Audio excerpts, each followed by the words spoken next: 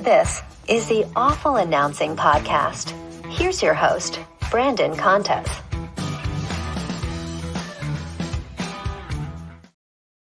Alrighty, welcome to episode 58 of the Awful Announcing Podcast. I'm your host, Brandon Contes, and this week with the MLB All-Star break, we figured it was a good time to talk some baseball, and we're lucky to be joined by MLB Network's Brian Kenny, who also is going to be the Master of Ceremonies for Baseball's Hall of Fame induction this Sunday in Cooperstown. So a busy week for baseball. Brian, thanks so much for coming on the podcast today. Obviously, plenty to talk about, but I'm always kind of intrigued by sports media origin stories. And I was looking at your MLB Network bio a little bit earlier, and it mentioned sports anchor for WLIG TV in Riverhead. And I'm like, Riverhead? I didn't even know there was a studio in Riverhead. So I see WLIG is now WLNY Channel 55, which I'm pretty confident they broadcast out of New York now. But did they used to have a studio in Riverhead? Like, were you commuting to Riverhead? Oh yeah, it was a startup, UHF. It was WLIG Superstation TV 55. I was right out of college, and I was a reporter, not a sportscaster yet. I was a reporter, doing stories per day. Then I became full time, and only later, when they needed a sportscaster, did I audition for the sportscaster spot, and I would get that at WLIG, and then I'd move from there. Yeah, but that was the first job right out of college. Are you from Long Island? Yes. Okay. I live in Patchogue. Okay, I used to drive through there going to Ridge, which is where the studios were off. This is like, I can't even describe to you, but it's a dirt road leading to the station. The station was actually at the site of the tower. Okay. So the studio was there, and then they needed more space, so the newsroom was in a trailer. And yet I loved the job. I have nothing but great memories, but I loved it. And we covered, at that point, we were covering big stories on, the closing of the nuclear power plant. There was opposition to that in Shoreham up there. I spoke to the county executive as a kid reporter, 21 years of age. And it was a great way to break in. Look, at that point, any way to break into the media was a great way to break into the media, because now it's much more wide open. It's still difficult to rise up. But at the time, breaking in the 80s, in the mid-80s, was extremely difficult. Yeah. And then it was a bit before you got to ESPN. You didn't go straight from Riverhead to Bristol. Yeah. Oh, yeah. 12 short years later, I went to ESPN. Went upstate. It was WTZA TV in Kingston, New York, another like UHF startup that then got on the cable networks. And we covered Hudson Valley sports. And I called Marist basketball games, covered Army football, covered the high school teams there, covered Mike Tyson, boxed with Mike Tyson up there, in the gym. I didn't fight him, but I was in the gym with him training. Floyd Patterson and Tracy Patterson, also a world champion, were there. So great years. Met my wife in the Hudson Valley. We had 5 kids. And so we were there a long time before I went to ESPN. How do you get noticed by ESPN? Is that were you trying to get to ESPN for a while there? Oh, yes. I mean, definitely. And also, they told me later, it was Bob Eaton, one of the executives at ESPN at the time, later told me that he lived in Western Connecticut and he could get me on his TV. Okay. And he would watch me at the time. And he said, he called Al Jaffe and he said, "Do we ever get a tape from this guy?" And he said, "Yeah." And he said, "Why don't we bring that guy in?" And that's how I got it. And then what year did you leave ESPN for MLB? 2011. Late 2011, 14 years at ESPN. Did that feel like a risky move at the time? Like it's a little less so now, but 2011 was still a time where like you get to ESPN, that's usually it. Like once you make it there, you don't give that up until they make you give it up, but you left on your own. No question. It was difficult leaving there. I remember talking to all my fellow co-anchors, and most of us felt like we could stay here forever. Why not? We felt like we were in the winner's bracket. It was a good environment. We all loved it there. We really did have that feeling of camaraderie and the worldwide leader in sports. But I knew from the day MLB Network was announced that, wow, that's going to be interesting. And then when the network got on the air and it was so good and they were doing nothing but baseball, well, that's where I wanted to be. So eventually, it was Tony Petitti, John Entz, who were running MLB Network. They had their eye on me for a while. I was still under contract for a few years at ESPN. As soon as I got free, they started talking to me, and eventually I left. Not an easy decision, but I was very excited to do just baseball. That was a thrill. And all from starting at Riverhead. Pretty cool. We'll talk about the All-Star Game just for a bit. I'm seeing a lot of chatter here the day after the All-Star Game about the MLB All-Star Game, which is a good thing. That's good for baseball. But a lot of the chatter is about the uniforms, oddly enough. Do you have a strong take on the All-Star Game uniforms, or whether players should just be wearing their regular team uniforms? I was like the only guy defending them on my show for like 2 weeks. I kind of like the idea of American and national. I wasn't as big a fan seeing what they actually had on it. It seemed more City Connect variety, but I like the idea. I don't know why.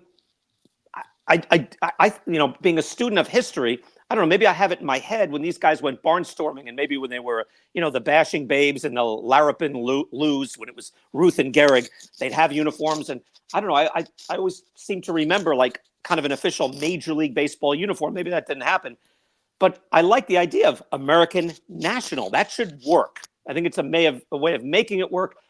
There's a ton of resistance to it. People say, no, I want to see, the colorful Major League uniforms that I'm used to. And maybe that speaks to the branding of Major League Baseball and its uniforms. And that signifies to everyone that's Major League. Those are the bigs. That's the rare air. That's the big time. And we're so used to that. When you see anything else, your mind rebels. So I think there's a way of making good all-star uniforms that I think we'll love. I don't know if we're there yet. And certainly the reaction, people were not digging it.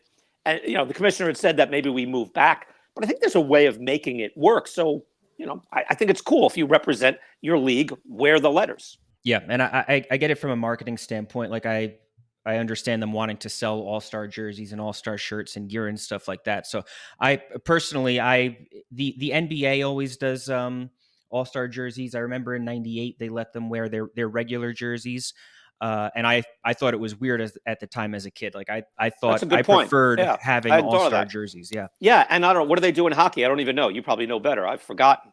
Yeah, no, I'm pretty sure they all wear actual all-star jerseys as well. Yeah, otherwise it's a mishmash out there, right? Yeah. So in baseball you can get away with it, but I like the idea. I think, who are you playing for? American League. Like, who are you playing for? National League. I think I like the idea. Yeah. The NBA and NFL, they struggle with injury risk during All-Star games. Baseball, I think they have the best All-Star game because the players are able to give max effort without too much risk of injury. So credit there. But is it, in your opinion, is it better for the All-Star game to focus on winning the game, or more important to try to get every player in the game? I'd like to see a competitive All-Star game. Again, I grew up watching it when the players really cared. And it's not that they don't care now. Each individual matchup, everybody's locked into their AB. Everybody wants to succeed, but there's just too many players. I think there's a way of doing it. I've talked about this on MLB Now. Shorten the rosters.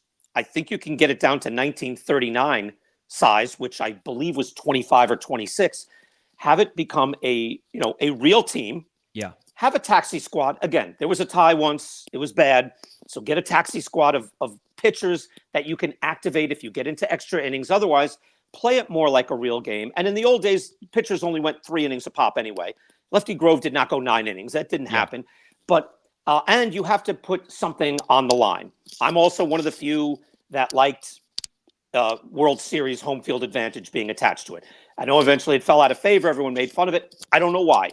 I remember watching year one, the first year that they had that attached.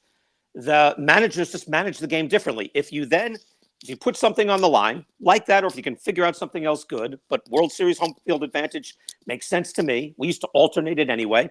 They're not playing the same schedules anyway. So put that on the line, shorten the rosters, and just make it a competitive game. And maybe you do it as well for players who are playing for their own charities, and the winner's bracket gets a higher number or the big number or whatever. But there's a way of making it so there's tension, there's an edge, and the managers manage it to win. Yeah. Your friend Chris Russo was on ESPN this week, actually, and he said the same thing, that he thinks the All-Star game should count in bring back the home field advantage. I always liked the home field advantage, and like you said, because previously they were just alternating it. So why was it worse for the All-Star game to dictate it? I was surprised that was something that was not popular. Is there do you have another idea, another option to put on the line to make the All-Star game more competitive? I don't know. I think that works. If there's another thing, I'm open to it. Again, money, but again, financial incentives. Some of these guys are making $35 million a year. How much is it going to mean to them? But if you put on a big bonus, they all have either charities of their choices, or a lot of these guys have foundations. A lot of these guys have things that are near and dear to their hearts in their hometowns. If you say, again, pick a large number that you all get access to this pool that goes to your charity, winners get it, well, there's a little more incentive there. I think there has to be more than financial incentives. Yeah. There's a way of doing it. There's nothing wrong with home field advantage. And the way we're tinkering aroround with playoffs, maybe there's a way to do that as well. Yeah. How do you like working with Chris Russo? Oh, I love Doug. I love it. More than I ever thought. And I listened to him for many years in New York, ran across him here and there when I was at ESPN. But he's a sweetheart of a guy. He has a generous spirit. In his field, this is a genius. This is a top tier talent. I don't miss his rant at the top of the show. The sound goes up. I'm sitting in our newsroom at MLB Network. And when I see him come on, he goes, everybody come out, welcome here today. And he does that. I'm turning it up.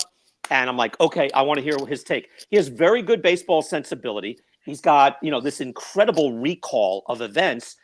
And, again, he likes to mix it up, and he's a ton of fun. And the other part is, like, when I dust it up, I probably come across a little rougher, and he doesn't. And I think the combination of the two of us doing things together is remarkable, because he's always coming from a good place. And I've learned from him as well. I've learned, I've had, we each have our lists, and there've been times where he goes, look at my list. He'll say, yeah, you were right on that one. I blew it. Your list is better. I was like, well, what do I say now? So I've done that to him a number of times. We had a top 5 list, I think a year or 2 years ago, and he had Aaron Judge on it, and I didn't, because this is before Judge blew up. Yeah. And I looked at this list, and I said, "Wow, you have Aaron Judge and Freddie Freeman." I wanted to have room for them, and my methodology didn't allow it. I like your list better. So there's something to his, non-objective methodology that is sometimes the right way to look at things. Is he accepting of your interest in analytics and sabermetrics? More than he knows. He doesn't want wins above replacement. He doesn't know what weighted runs created plus is, but he wants to know how good of a hitter you are. He wants to know, when he's talking, we were doing, comparisons with who's the greatest, player ever at the passing of Willie Mays. He's bringing up hitting for average, hitting for power, fielding, all these things that are now better quantified. He just hasn't arrived at that, and maybe he never does. He speaks a different language, but we're talking about the same things. I'll tell you something else. We did, as an exercise, the top 10 players at each position for the last 100 years. For top 10 right now, we do an off-season series. Top 10 right now, we rank every position, position by position, a top 10. We did top, of the live ball era, the top 10. And our lists were not vastly different. I don't know if he intuitively knows, or he looks at enough numbers, or maybe if you look at batting average and home runs, enough. But our lists were, not identical, but very, very close. We had to pick out things that we disagreed upon. So we arrive at the same place. Were you interested in sabermetrics before you went to MLB Network? Oh, yeah. Oh, absolutely. And from the early 90s, I was doing Hall of Fame nights on WTZA became WRNN years later. And I had my own talk show, Sportsline Live, on TV, 10:30 at night. And on Fridays, you can't always get a guest. So on Fridays, I always loved Hall of Fame night. I'd open up the phones and we'd talk Hall of Fame. I thought, will people be interested in this? Sure enough, people loved it. So I got into, let me compare, Ken Boyer to Ron Santo, Phil Rizzuto to Lou Boudreau. At that time, those were the arguments. Does Phil Rizzuto belong in the Hall of Fame? So I started looking for more information, went to Baseball Encyclopedia. Then a thing came out called Total Baseball, which got a little more into it. And then I opened up to all the Bill James writings. And by the time I got to ESPN, I was talking about all these things and nobody knew what I was talking about or why I was being such a wise guy talking about it. They're like, well, why do you always got to get involved in this stuff? I'm like, it's so clear. Why wouldn't you look at this? And I was always puzzled that everyone just didn't jump on board. It took an extra 25 years to get there. What was what was there like a turning point? Like why, or at what point did the narrative start to change in terms of like, now, Chris Russo's thinking is a little bit more of the outlier and yours is much more common? Well, it was top down because owners are interested in winning and owners are seeing what's working and they're wondering, why aren't we doing that? How come they seem to be doing better than we are? And eventually the culture had to crack a little bit, that you couldn't have guys saying, hey, we're baseball men. You don't understand. We know what we're looking at. It couldn't hold at a certain point. There was so much public available information that made sense. And again, it's not about numbers. Now, of course, StatCast, it is. There's a lot of data out there. It's very data driven, but it really starts with logical thinking and independent thinking, critical thinking. That's what appealed to me, not statistics, not numbers, although I love baseball statistics. I think a lot of us do. But that's why it had to eventually crack. It took a long time. But I know I noticed it. I went to spring training the year my book was about to come out. And I had to add an extra chapter because I started going to spring training sites. And I remember going to the Texas Rangers spring training site, and Jeff Bannister was the manager at the time. And I asked Jeff all these crazy questions. Hey, would you be open to this? What about a 6-man rotation? What about a super reliever? What about no starters? What about starting your best hitter leadoff? All these, crazy cockamamie ideas I'd always had. And Jeff said, we're open to everything. And I said, I'm sorry, I missed that. What? And it was a revelation in the baseball world to say, we're open to everything. And that was a guy who was, about 50 years old, old-time, hardline baseball guy. Eventually, people had to open up to it. And the early adopters, like Jeff Bannister, were guys, and like Brent Strom, the pitching coach for the Diamondbacks. These guys are older; they're older than I am, but they recognize, let me morph all my knowledge and my experience into this new way of thinking, just opening myself up to things that might make sense, that could be data driven. And suddenly, they had superpowers. It's a competitive world. It lasted a long time without that outside influence. When it finally infiltrated, and then the players got the StatCast numbers, I knew they were going to gobble that up because StatCast is scouty. It's performance maximizing, and players I knew were going to eat that stuff up. How is it working for a network owned by MLB? Do you feel like you can be as unfiltered as you need to be? Do you have enough editorial control over your show and content? Yeah, absolutely. Again, we know where we work. And I never say anything on the air I wouldn't say to anybody's face. I try to be very responsible. I'll be opinionated, but I've never had a player or an owner or anyone come after me and say, you couldn't say that, you shouldn't have said that. And you're always fighting that. Look, it was similar at ESPN too. You didn't just, you always had people that were above you. You always worked for somebody. Yeah. But generally, we have freedom within our framework, to say, okay, this is the subject, even if it's something that's very touchy, performance-enhancing drugs, gambling with the translator of Shohei Ohtani, whatever it is. It's I think we know, and luckily our bosses know, we need to speak about this. If we don't speak about it, they'll find it somewhere else. So we need people, when something happens in baseball, to say, I got to find out what those guys are saying. We're those guys. We have to remain those guys. Yeah, even at ESPN, you were kind of known as an anchor willing to speak his mind, and I personally, I think that has continued at MLB Network, which is always cool to see. But was Ken Rosenthal's departure a couple years ago, was that any cause for concern, or is that just more so you chalked it up to a nature of the business? I didn't like it, but I know things like that happen, so I didn't like it. I like Ken. I still like Ken an awful lot, and I respect him. And I know that's how things go. I don't know the inner workings of it. I was disappointed by it. I like to have the best people around us all the time and the best reporters around us all the time. What is one thing you'd like to see changed about Major League Baseball? Like, is there a rule change, a schedule change, a uniform change, anything that stands out that you see as like a glaring, like this should be fixed or changed? Well, now that the pitch timer is in, right? So that's the major thing. And we see you can tinker with the game and it can get better. The next thing, obviously, is to get the ball back in play. Strikeouts are too high. So something should be done. We've been talking about this for 13 years on MLB Now and Clubhouse Confidential, which preceded it, that the three true outcomes, the home run, the strikeout, and the walk, were devouring the game. It goes from 20% to 35%. And you need the ball in play. The game is exciting. The game became the national pastime. When the ball was being struck, guys were running, relays are coming in, and it's a thrilling game. And it's a thrilling game on TV when things are happening like that. So everything needs to be focused on that. We might have to make some harder decisions. It took a few years to get the pitch timer in, and it was obvious, and it turned out to be obviously great. They tinkered with the stolen bases. They made the bases a little bigger. 2 disengagements. I'm thinking that's dangerous. It worked. It's still within the parameters of, actual baseball. I think you're going to have to do something either with the mound, with the pitcher batter matchup, with the handles on bats, maybe moving fences, maybe deadening the ball. I think that's the first place I would go, by the way, we now have humidors in every park.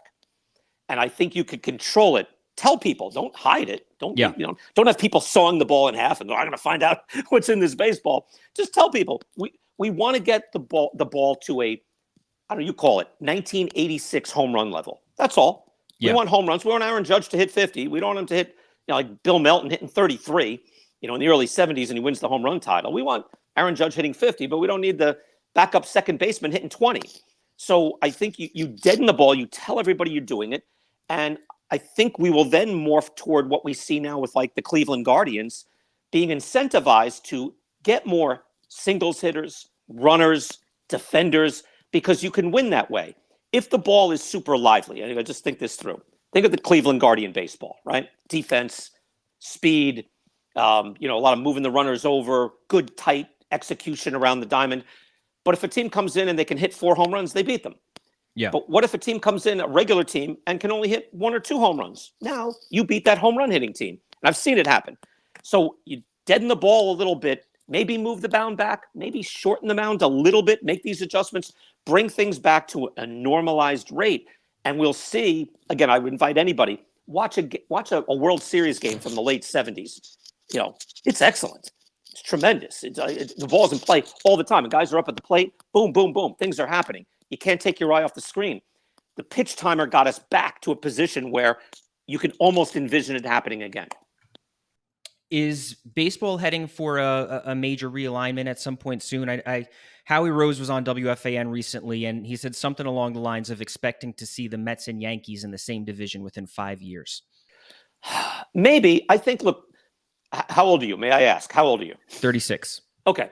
So I don't know. Can you remember a time when you were a National League or an American League fan? Yeah. Sort of. Right. When I was growing up, there were people who were National League fans, American League fans. It was entrenched. And even when I was at ESPN, not all that long ago, the talk of, changing the leagues and changing divisions was, whoa, you can't do that. You're ruining with the tradition of the game. I think we're at a place now where I'm open to it. I think most people are open to it. And younger fans don't even know. Yeah. And right, if we were starting a league now, that's like a Joel Sherman thing that he loves to say. If we were starting baseball right now, what would we do? We would not have the 2 teams in New York not play each other. Yeah. The 2 teams in Chicago not play each other or play each other occasionally. We'd have them playing all the time. So, yeah, it makes sense. I'm open to it. I think there's a lot of things you can do that would be interesting as far as playoffs, as far as realignment. And I think once we expand, I think there's going to be 2 more teams. Maybe that's what Howie was talking about. Within the next several years, there's likely to be 2 more teams. At that point, you'll have kind of an even, number of teams that you can put together in divisions. Yeah, I'm a Mets fan personally, so I was always a National League fan. I think that started to fade once the DH became universal. Yeah. It felt like that that fight was almost lost. Do you think that Major League Baseball is doing a good job of marketing its stars nationally? I think so. I don't know what more they're supposed to do.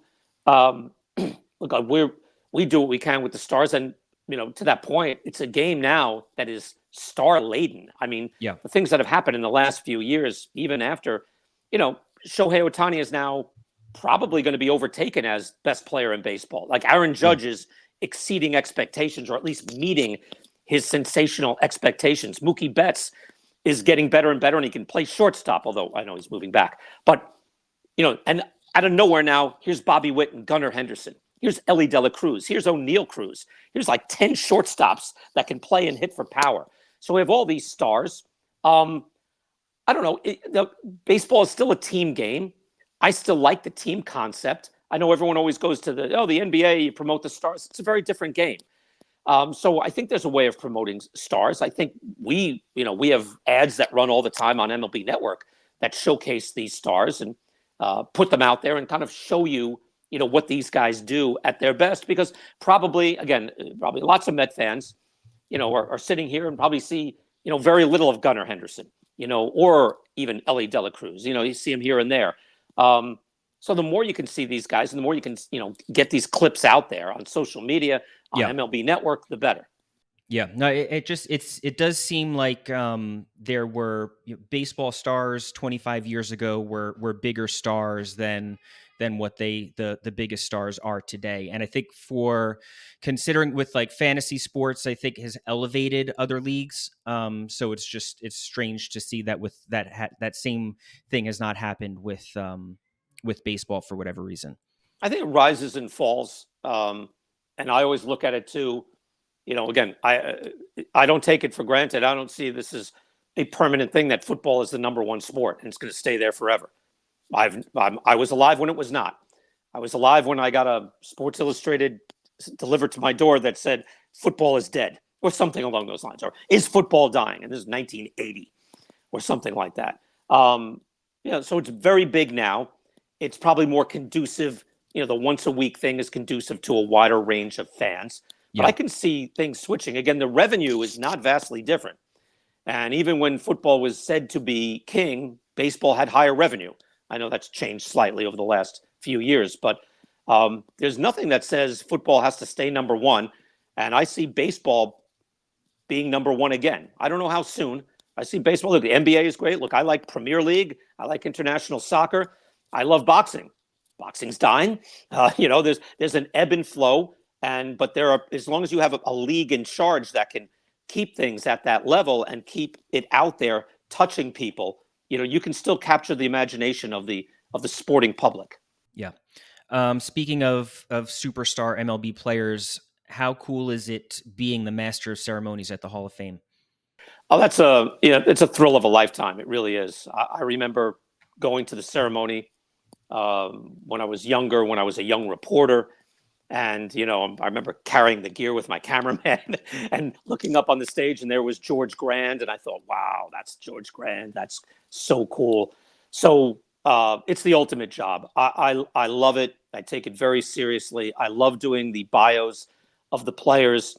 I think the Baseball Hall of Fame serves an integral part of baseball and what makes it still viable and important in our minds and in this country. It's so easy to forget things. So I know I've got the responsibility I've got 55 Hall of Famers, and, even your age, you take it for granted. Cal Ripken, of course, everyone's going to know Cal Ripken. Well, 10 years from now, not as many. Already not as many for Ricky Henderson, not as many for, Bert Blyleven. Already Johnny Bench has played a long time ago. I remember him playing. You don't. Cal Ripken sat on the stage with me one time, and he looked out and he saw a bunch of kids playing wiffle ball. And he said, "See those kids out there? They have no idea who I am." And that was Cal the year he got in, when he was inducted, and there was 100,000 people at the Clark Center in Cooperstown. And those kids were 5 years old. And they're like, "No, I've been gone 5 years. They don't know who I am." So I see it as vastly important for baseball, for the country, for all of us that like the whole vibe of watching baseball and having it part of our lives. And I'm thrilled. When I go out there, and eventually I lock in, I concentrate. But there are moments when I'm backstage. I mean, a few years ago, there's George Brett and Brooks Robinson and Mike Schmidt sitting having a conversation. How about that? Yeah. I've had those moments, and it's thrilling.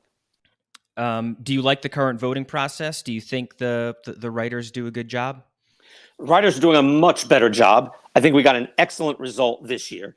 The voting has gotten smarter. They've kind of reined it in a little bit, gotten a smaller voting. And also, look, for years, I don't know, Brandon, how much you watched of me, screaming about this on ESPN and then MLB in the early years about the voters. And in my book, I savaged the writers and their voting process and their lack of an objective methodology.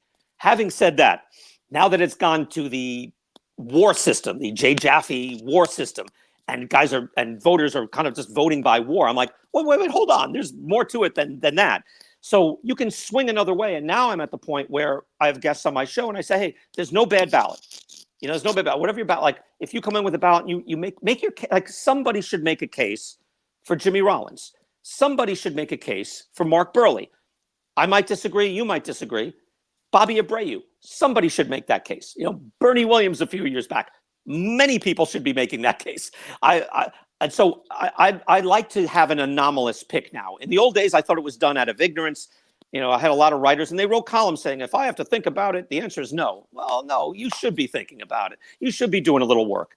Now there's a methodology to it. They take it very seriously. That's excellent. But come up with something on your own that you just love about a player, and I'm sold.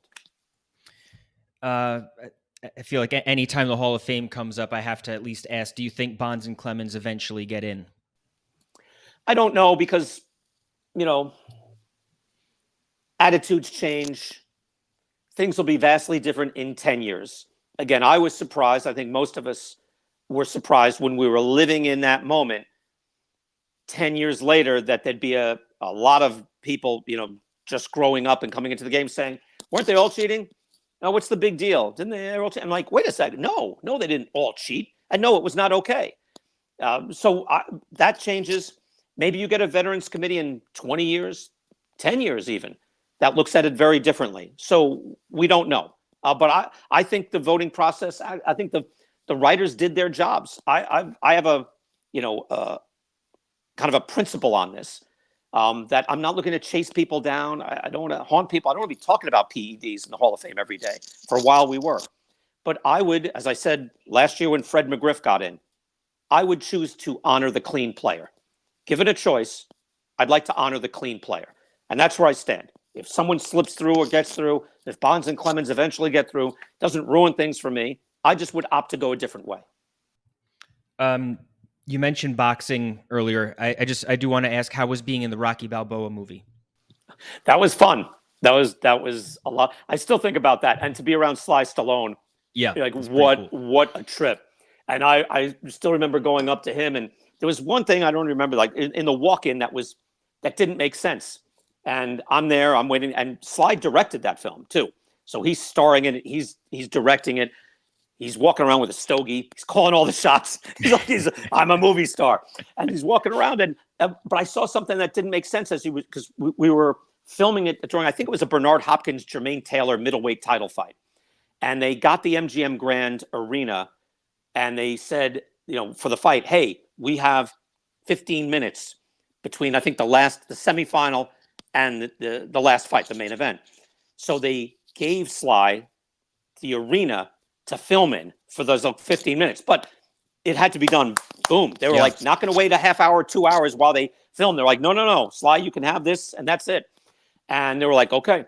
And so they were doing one thing that didn't make sense on the walk-in. I forget what it is now, but as I walked over to Sly and I said, Sly, do you mind if I mention something here? And he goes, yeah, go ahead. And I said, this is not how they would do the walk-in. Like you would walk in, with your trainer, it wouldn't be done separately. It would be done. That's how I walk in and let the crowd react to you. You're Rocky, right? I'm getting into it. That's how they react to it. You go, no, I have you here because you know what you're talking about. And you've been through this. So yeah, absolutely. And then he did it that way. So yeah, that's my Rocky story. Very yeah, cool. It was about, and he was so much fun to work with. And Max Kellerman was also in that movie. I know you worked with Max quite a bit at ESPN between boxing, ESPN radio as well. How was working with Max Kellerman overall? I loved working with Max. It was looking back now, the Friday Night Fights crew was a golden era. We had so much fun, and Max was a blast. He's, my kids call him Uncle Max. He's been a good friend for a long time. And to work with Max in the studio and then have Teddy Atlas, and first it was Bob Papa, then it was Joe Tessitore. And it was even, I know it was, Max's brother Sam even always said, he goes, you guys are going to look back and say, this was the golden era. And we're like, what do you mean? He goes, no. He goes, the great old days are happening right now with that. And sure enough, he was right. It was so much fun. And to work with those guys, they were real characters. And we got to do it every single week. It was, a fond memory. Do you know what Uncle Max is up to since leaving ESPN? Like it's so strange seeing and hearing somebody every day for decades, and then all of a sudden they're completely gone from the spotlight. Like even he's not on social media much or anything. Like nobody hears from Max Kellerman, and I do think fans are curious. I think it's he's on ice, as they say. As he's he texted me because I reached out to him after that happened, and I said, "Geez, that's awful." And he said, "Hey, look, I'll get paid for doing nothing. That's the best job I've ever had." And it's so strange in this era of corporate layoffs that they lay you off, and you just can't work, but they'll pay you. Yeah. But you can't do anything while they're paying you. So that's where he's at, and he will emerge. I think I don't want to speak for him. I think it's later this year.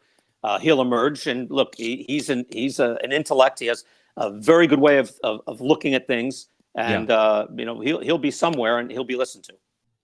Brian, I know you have a busy weekend. Enjoy Cooperstown. Thanks so much for coming on the podcast today. I really appreciate it. All right, Brandon. Thank you so much. That is Brian Kenny. I'm Brandon Contes. This is the Awful Announcing Podcast. Please rate and subscribe to this podcast. Please also subscribe to Awful Announcing's YouTube page. But regardless of how you consume Awful Announcing and the Awful Announcing Podcast, thanks for listening and be good. Thanks for listening to the Awful Announcing Podcast. For the latest news spanning the sports media landscape and more, check out awfulannouncing.com and follow us at Awful Announcing.